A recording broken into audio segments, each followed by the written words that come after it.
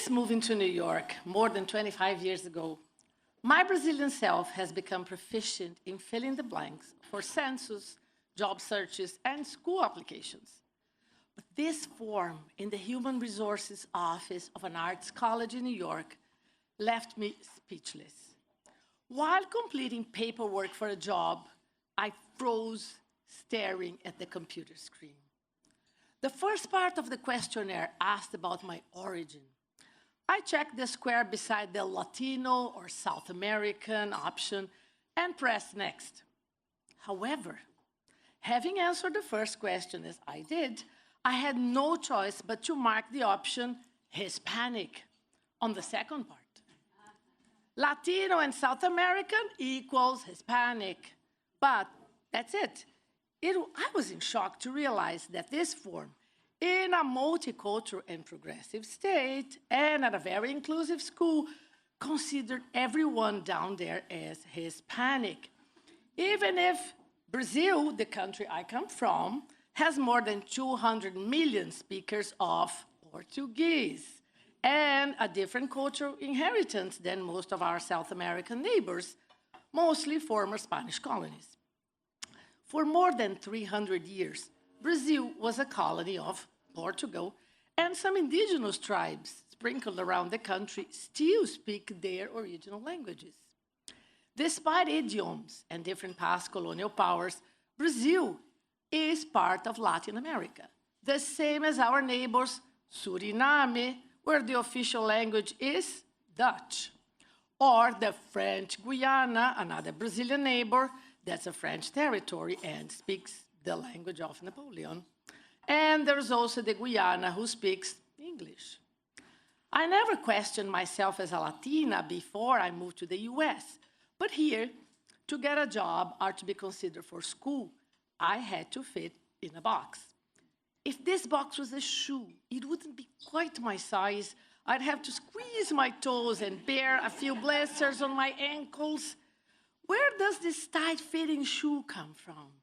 Well, as a journalist, I did some research. It's not an American invention.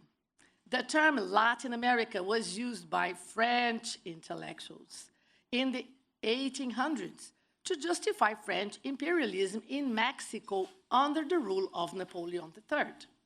They argued there was a unity among Latin people, and France was their inspiration and natural leader. France was ready to defend them from the Anglo-Saxon, including North American, dominance. It was easy to generalize and conquer, so the term Latin America persisted. Fast forward to 21st century New York, where we are privileged to hang out with people from all over the world, in bars and workplaces, schools, parks. But yes, I have to admit, I have a special unspoken connection with Latinos. Dinner parties that end up with guests pushing aside the furniture to dance until the wee hours. The fact that you'll never understand, never, how people can have dinner at 5:30 or 6, come on, when in Latin America, this is the time for the afternoon coffee.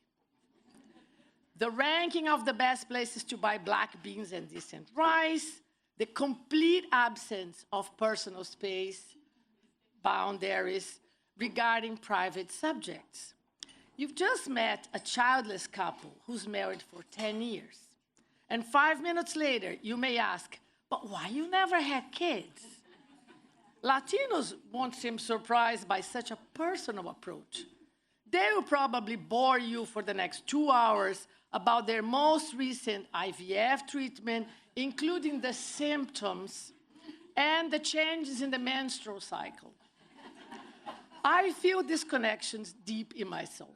Still, when someone sees my name, Ines, a common name in Spanish as well, and starts speaking to me in this language, I say, sorry, I don't speak Spanish that well. So as I moved on to complete that job application, I left the Hispanic box empty. Then the computer froze. The screen in speechless mode could not accept this non-option option. How could the chip translate my life? Computers can get it. People are another story.